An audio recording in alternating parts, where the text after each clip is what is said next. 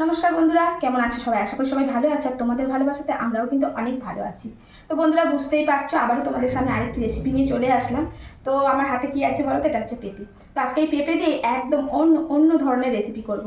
তো অন্য অন্য কেন বললাম, সত্যিই বলছি এই রেসিপিটা তোমরা প্রথম থেকে লাস্ট অবধি দেখতে থাকো, দেখলে তখন বলবে সত্যি এটা একদম নতুন ধরনের। আচ্ছা, আমরা পরোটা তো অনেক রকমের খেয়েছি, পরোটার কত রকম ভ্যারিয়েশন আছে তাই না? তার মধ্যে আলু পরোটা আছে, গোবি পরোটা আছে, পেঁয়াজ পরোটা আছে, মানে বলে শেষ করা যাবে না। তো আজকেও সেই রকম, আজকে কিন্তু পেঁপে পরোটা করব। কি একদম ইউনিক লাগছে না? তো চলো, পেঁপে পরোটা কেমনভাবে কি করছি সেটাই তোমাদের সঙ্গে শেয়ার করবো। আর এই পেঁপে কিন্তু স্বাস্থ্যের জন্য অসম্ভব উপকার, সেটা তো আর বলা রাখে না। তো চলো শুরু করে দিই।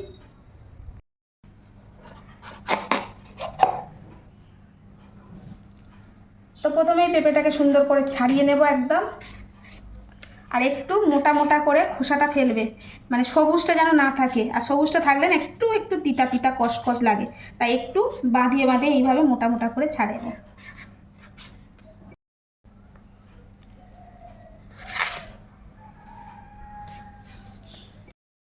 তো এই তো পেঁপেটা একদম সুন্দর করে ছাড়িয়ে পরিষ্কার করে নিয়েছি, আর এখন এই যে ঘষা মেশিন নিয়ে নিয়েছি, আর একদম সুন্দর করে এইভাবে গ্রেট করে নেব পেঁপেটা। এই যে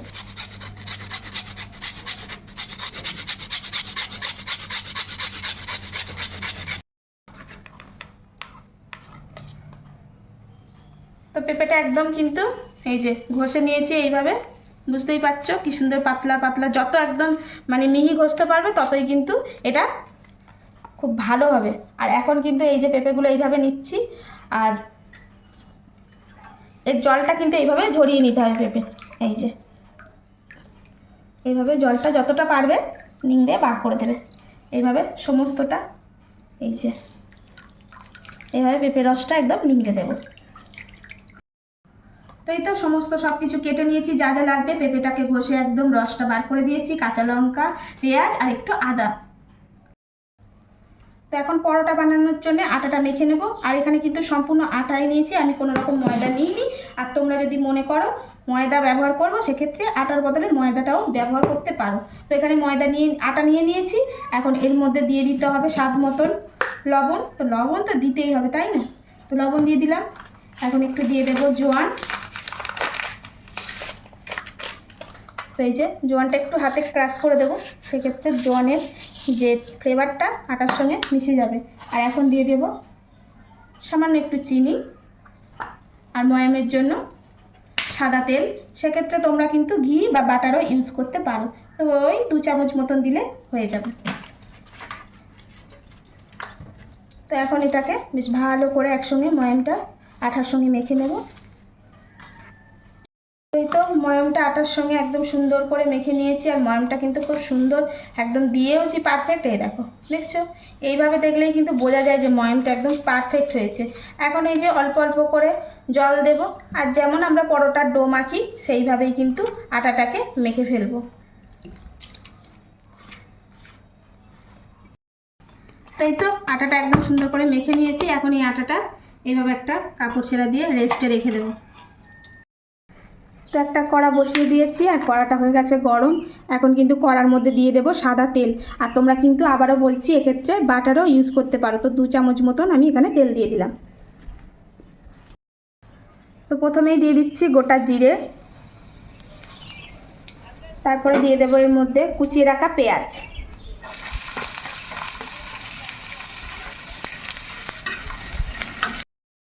তো এই যে পেঁয়াজটা একটু ভাজা ভাজা করে নিলাম। এখন দিয়ে রাখবো কুচিয়ে রাখা কাঁচা লঙ্কা। তো যদি বাচ্চাদের জন্য করো সেক্ষেত্রে কিন্তু লঙ্কাটা স্কিপ করে যেতেই পারো বন্ধুরা। আর এই যে এখন দিয়ে দিচ্ছি 1 চামচ মতন আদাটাকে আমি কুড়িয়ে নিয়েছি। তো এটা দিয়ে এখন আবার একটু হালকা করে ভেজে ভেজে নিতে হবে, যাতে করে এর কাঁচা গন্ধটা চলে যায়। তো এই যে এটাকে একটু নাড়িয়ে চাড়িয়ে নিয়ে এখন এর মধ্যে দিয়ে দেব সামান্য একটু হলুদ, একটু সামান্য হালকা করে হলুদ দিয়ে দিলাম। তো হলুদটা দিয়েও আবার একটু নাড়িয়ে চাড়িয়ে নিচে এর মধ্যে দিয়ে দেবো এবারে এই যে পেঁপেটা, যেটা ঘষে আর রসটা বার করে রেখেছিলাম, সেই পেঁপেটা এখন এর মধ্যে দিয়ে দিচ্ছি।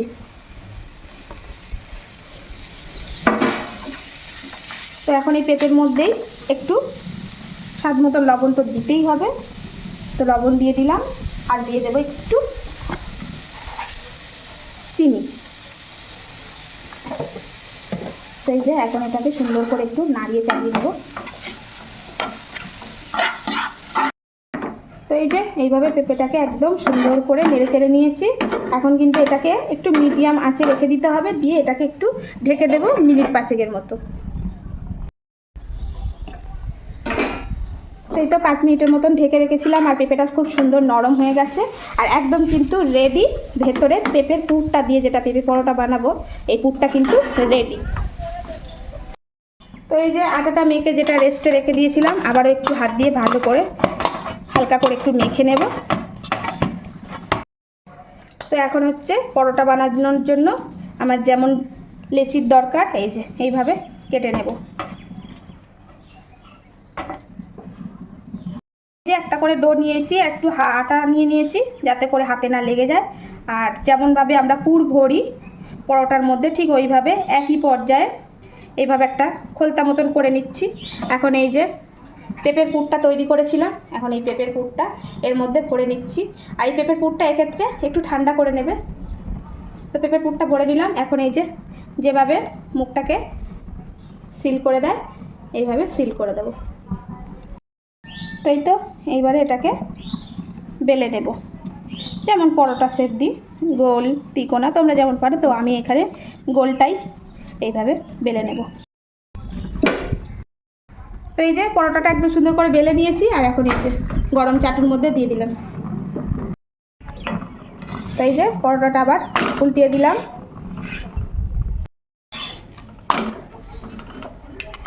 তো এই যে একটু একটু করে সাদা তেল দিয়ে দেব, আর তোমরা এক্ষেত্রে কিন্তু বাটার ইউজ করতেই পারো। তো এই যে পরোটাগুলো একদম সুন্দর করে ভেজে নিয়েছি, আর এইভাবে সবগুলো পরোটা এখন ভেজে নেব। তো এই তো বন্ধুরা একদম পেঁপে পরোটা রেডি, আর এই যে নিয়ে চলে এসেছি, আর সাথে আছে আমার গোবলু।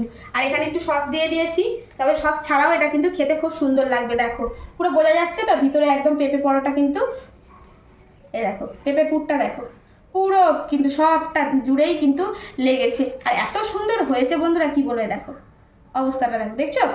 তো চলো এখন গবলু সোনাকে খেতে দিয়ে বলি যে গবলু সোনা কেমন লেগেছে। একটু গরম আছে, সবেই করেছি।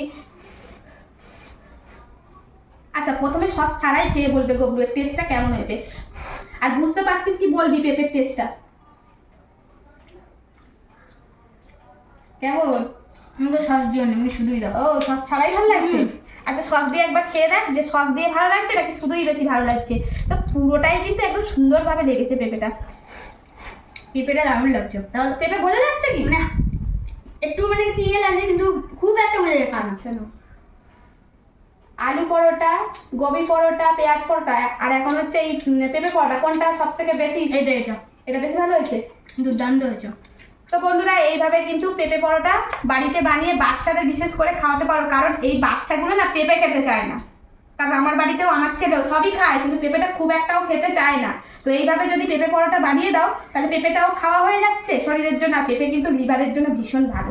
তো চলো বন্ধুরা আজকে আসি, দেখা হচ্ছে আবার নতুন কোনো ভিডিওতে। আর আমার ভিডিও তোমাদের কেমন লাগছে সেটা কিন্তু অবশ্যই কমেন্টের মাধ্যমে জানাবে। আর তোমাদের কমেন্টগুলো পড়ে আমি কিন্তু আরও অনেকটা কি বলে রান্নার জন্য আরো আগ্রহ পাই, উৎসাহ পাই। তো যাই হোক, তো আজকে আসি, আর যদি ভালো লেগে থাকে অবশ্যই একটা লাইক দিতে ভুলো না। তো চলো টাটা।